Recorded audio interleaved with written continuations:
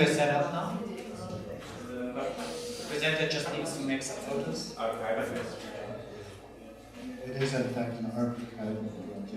This is, if you've had your picture taken during the course of the festival, I've got a life documentary project involved in what happens to me during the day. It's a 10-year project, and the first 10 years of that project, Volume 1, completes on January 7th. So I've got 5 weeks left of the first 10 years. So it's been very interesting. My name is Aaron Ximm. Ximm with an X. It's my wedding date from numerals 10/1/2000, October 1st. That's where that comes from. It's been very interesting being here in the guise of representative of a, compared to I think a lot of the projects that were very personal projects, small scale projects live in a little bit more on the margins or in gray areas.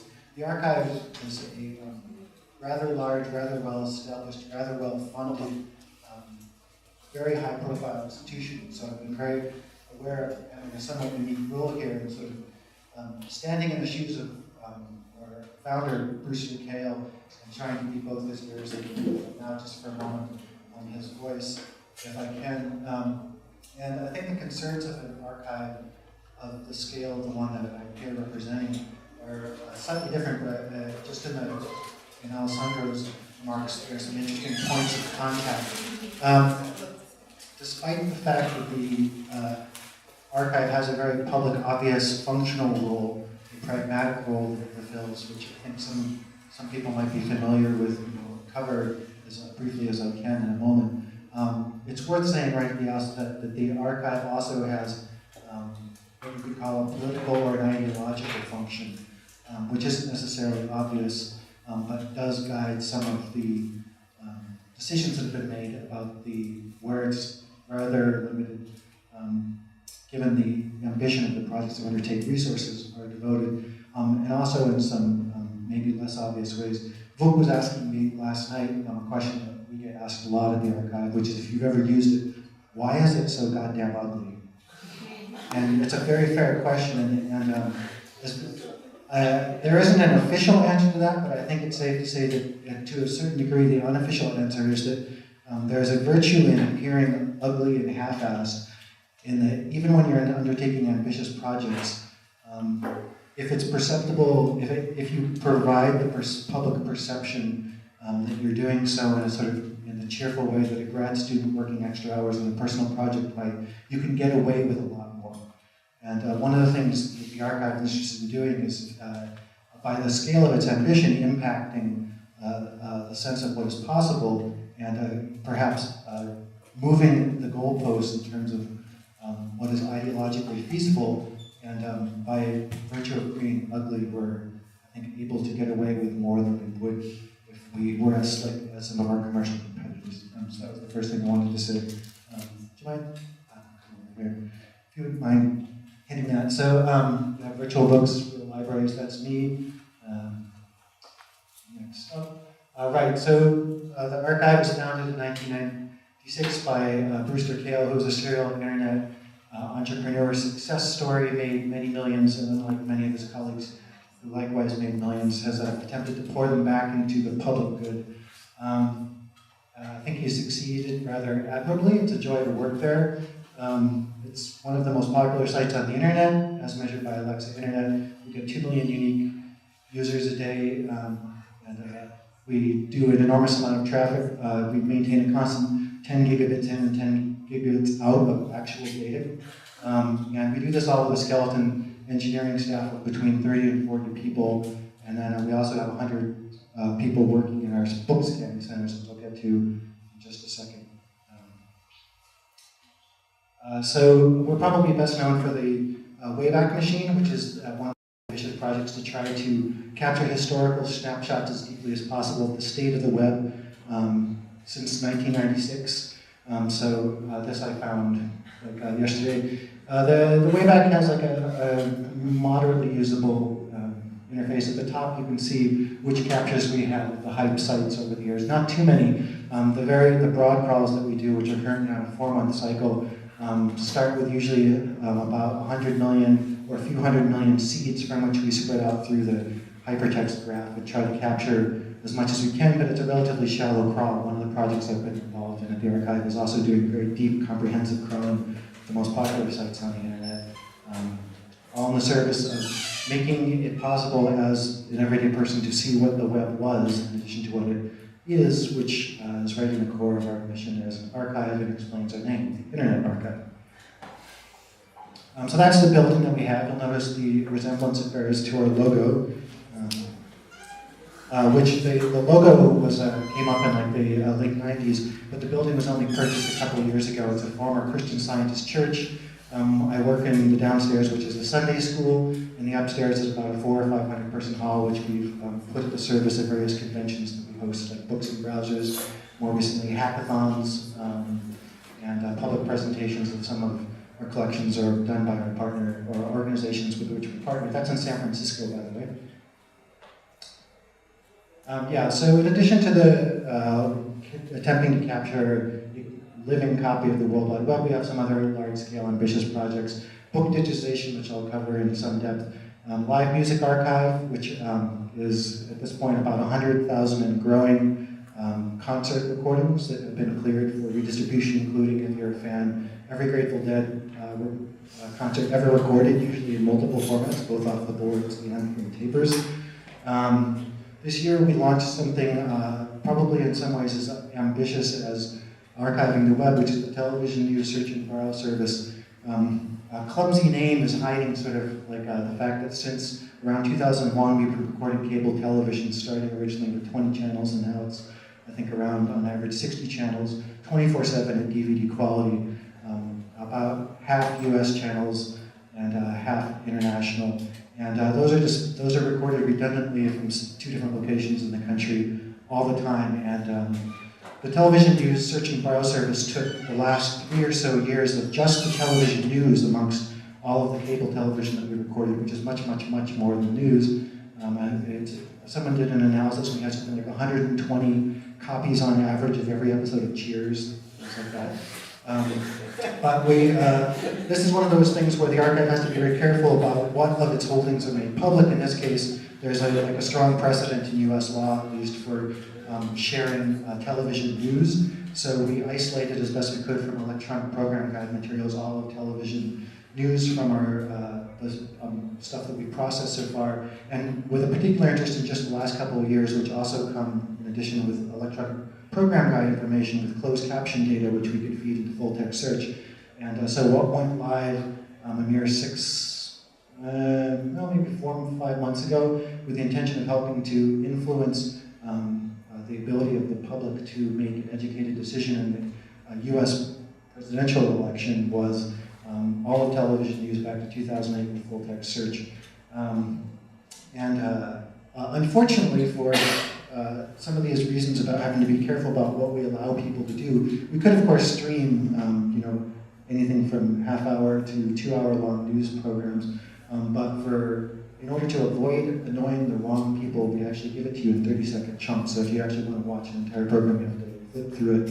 And if you want to watch the entire thing at once, we'll lend you a DVD for $50, which surprisingly people are actually requesting. There are, I think, researchers, probably people working on documentary film projects, who are requesting a triple of them. But anyway, we have a large collection, like movies, something like 4,000 movies, some of which are in full 4K resolution. Most notable amongst those, if you haven't seen them before, the Prelinger Archives, which is a fantastic collection of non-commercial film dating back to the birth of film, largely concentrated on personal movies and odd commercial applications of film. I worked on a personal digital archiving project. I'm not going to have time to talk about that tonight. We're strong proponents of trying to provide free public Wi-Fi, and have been fighting the city of San Francisco and related municipalities for many years, trying to get them to allow us to give people free Wi-Fi. As with Google efforts to do the same, we get stymied. And so we're providing free public Wi-Fi for some people currently. We may actually get Richmond, California, where our physical archive, which you'll see in a second, is located, may become the first municipality to accept our offer to please accept free public Wi-Fi for all your citizenry. And just about 2 months ago, we launched the Internet Credit Union, which, at least in the US, the goal is to roll out and make available to anyone who uses the internet. that comes out of our founder Brewster Kahl's commitment to trying to find ways of providing financial resources to people that don't involve the undertaking of large amounts of debt. He's sort of obsessed with debt, and in the discussions we've had around the office around that, I learned I could get my salary in gold if I preferred, which I haven't done yet, but never say never. These are just some statistics about the stuff that we do. I think the most important thing probably for purposes of HAIP is just noting the clouds of concrete feet. People like to talk about the cloud as this sort of magical, it's almost like a Homer Simpson sort of magical thing out there that accepts your data and keeps it forever safe, and will give it back to you. Brewster, our founder, is opposed to the general purpose use of cloud as a substitute for commercial services with commercial interests. So he tries to maintain that distinction whenever possible. We, on the other hand, would like to believe that we have a role in actually becoming something more akin to what people think of when they think of the cloud, which is something that is in the service of all and fulfilling a public function. So I guess the other most important thing on this slide is just to mention that we use all off-the-shelf consumer products. So in a subtle way, that's meant to communicate to people simply that what we do, others could do too, if they so choose.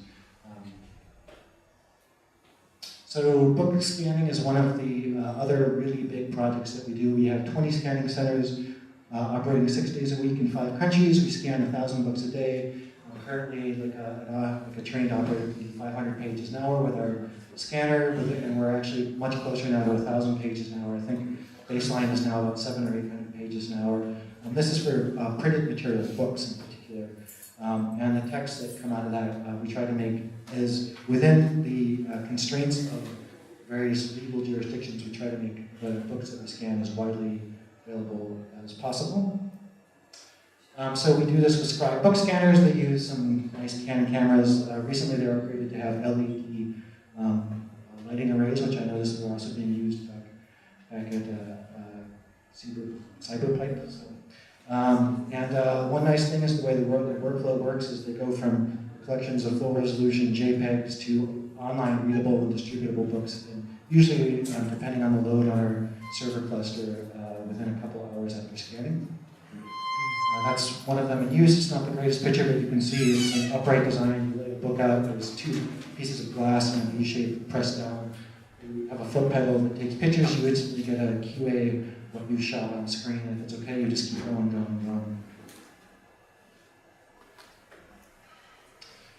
In addition to scanning books, we'll do work with other materials, including other printed but not bound materials, like personal archives. We'll show a picture of that in a second. We do microfilm scanning in bulk. We do analog video in bulk. We just developed the capability to scan 8mm and 60mm film, basically shooting a high-resolution JPEG of every frame and then recomposing it into video. We ingest CDs, software, videotape, and we get tons of uploads. That's what that 10 gigabits coming in is all about. We want to have our film scanner running as close to 24/7 eventually as we can. I've got 4 minutes left. Okay, let me flip through this. So yeah, we try to make this stuff available. That's one I just pulled up when it was referenced at HAIP.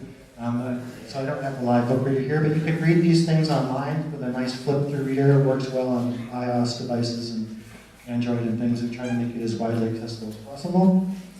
This is an example of scanning of other stuff. Those are Timothy Leary personal archive things. We scan many boxes of Timothy Leary's archives. It's all available.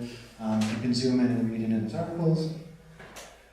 So the biggest problem is that access is limited because we're a very public institution with a very public face, and people watch closely what we do despite our goal being ugly. We do have to limit what we make available at any given time. So the access to anything that we've scanned or anything else in our collection is a function of our rights to distribute it. One of the reasons that we're able to do book scanning at all at the scale that we do is that under US law there's this nice provision that anyone can make work available to the visually impaired in an access-controlled DRM-encumbered format called DAISY. And so everything, we can scan anything, but a lot of times, if it's contemporary material that's under some copyright encumbrance, we can only make it available under DAISY in the short term. Needless to say, it's worth saying that Another reason that we're ugly and that it's hard to upload stuff to the archive as an everyday human right now is that we try to balance the two different communities that we serve, where the two different communities are our user community today and those who will come after us, because we're in it for the long haul. So we're always half our mind, like some 50% of our resources should be dedicated to making materials available not to people alive today, but to those who will come after. So I'll flip and just talk over the next slide. So this is the physical archive in Richmond, California, across the bridge from San Francisco. It's climate-controlled shipping containers. We have 500,000 books that we've scanned, put in there, talking about the relationship between physical books and their digital ghosts.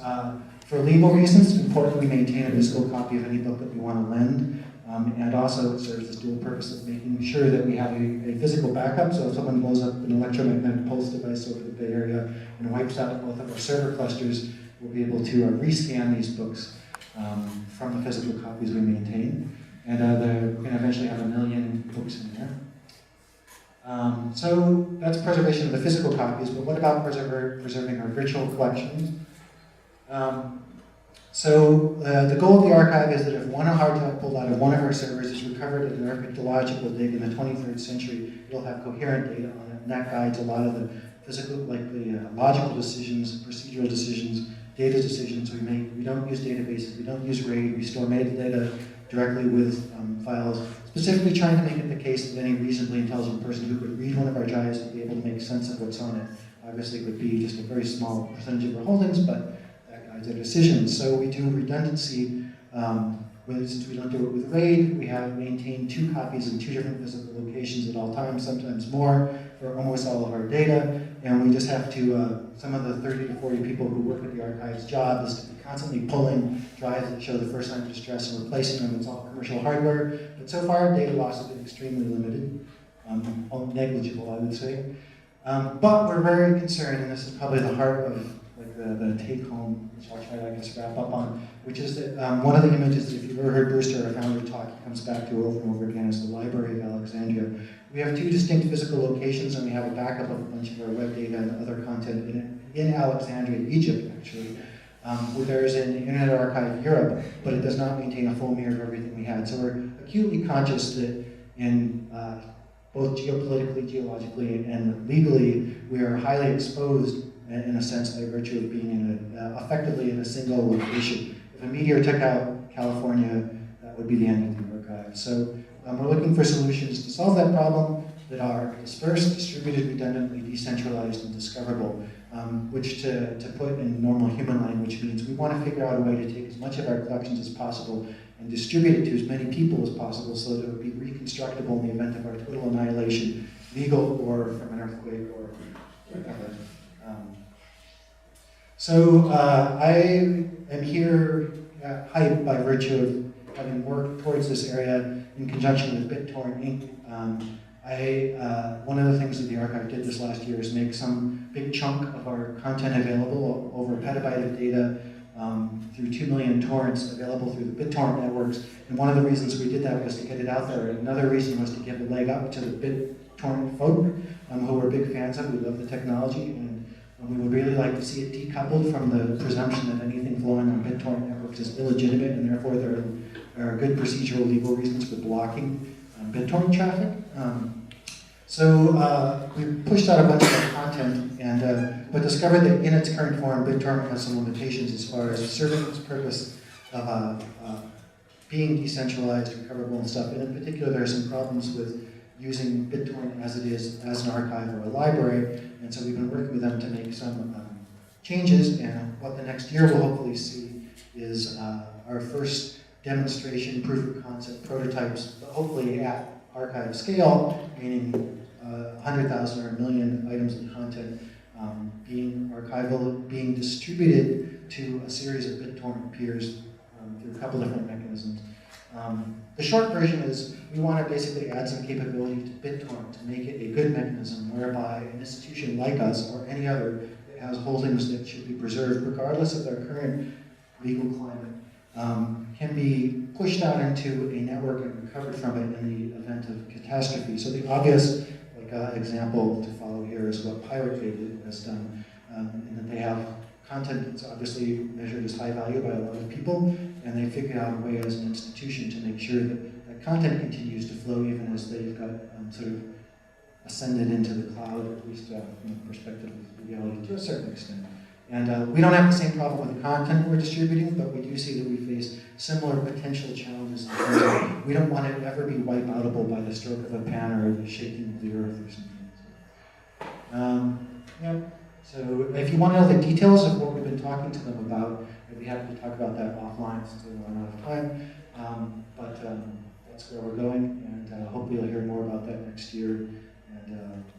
And yeah, actually, there's another thing just to wrap up that HAIP has been really good for me is to have a renewed sense of appreciation of what is possible in a forum like this. We've talked about having a hackathon co-organized with BitTorrent and just like observing the productivity that came out of this one. I think that, yeah, not that that model needs to be proven, but I'm going to go back, but like even more fired up to make sure that that happens. And I guess I'll leave it there. Other than to simply say I brought a bunch of stickers, so if you have water bottles or laptops, likewise, yeah, if there's any questions, maybe we can give them to the end, or unless there's some like very specific thing that anyone wants. May I? Yeah, I have two Wayback Machines questions. One is whether you archive library genesis, and if not, why not? And the other one would be like relation between archive.org and Twitter, because Twitter is quite you have these like what I have for breakfast. At the same time, there are like revolutions going on there. So maybe like potentially it could be also like sort of income because they're so bad with the archiving themselves. Right. Twitter. Did it die? Much better. Really quickly, so Wayback Machine is the public web. It's essentially HTTP gettable resources. One of the reasons I was hired was specifically that, as Bruce put it to me, he didn't want to miss BitTorrent. Another, like by some estimates, we've heard anywhere from 30 to 60% of all internet traffic, depending on your local conditions, is BitTorrent protocol. And so he was acutely conscious that in the fulfillment of our mission, universal access to all knowledge, that we're missing a big chunk of knowledge.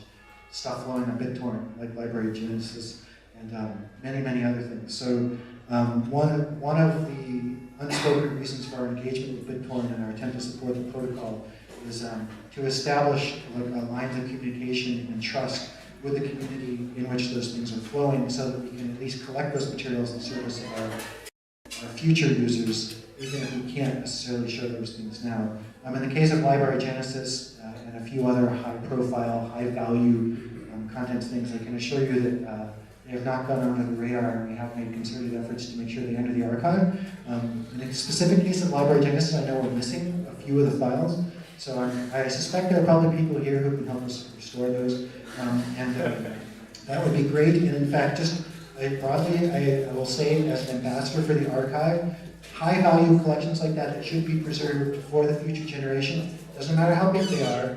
If you can live with the fact that we can't share them right now, please talk to me offline about how to get things to me, and I will make sure that we redundantly back them up in perpetuity in service of those to come. And as far as the, that's kind of the mission here. We have something which, like colloquially in the archive, we call the dark archive. And that's all the fabulous stuff that our friends can't use when they're outside the local network. Just final quick comment about social networking, Twitter, things like that. Some of those, figuring out the appropriate ways to capture that material is always like a little bit of a fun technical challenge. But again, that's an area where we are trying to do what we can. Some of those things get taken on by partners for whom that's their focus, and then they just feed data to us. And Twitter is one where we actually know someone in Amsterdam who's sitting on top of a very high throughput switch who is archiving vast quantities of it, and hopefully that will flow into us. I personally worked on personal digital archiving, which is from the personal perspective of those that I subscribe to, those I follow in my own tweets, my own Facebook posts, my own Twitter, video, YouTube, whatever. We're looking at a model for how to make it possible for individuals to store their data under an embargo with us locally for a small charge, and we can collect for them in an aggressive, autonomous way, specifically to serve this need of making sure that individuals have the ability to get their digital presence back out of the cloud and maintain ownership, at least of a copy of it, for preservation purposes, if nothing else. And under the guidance and safekeeping of an organization like us who's motivated by service of public good rather than mercurial commercial forces and subject to dissolution in short bursts. Thank you.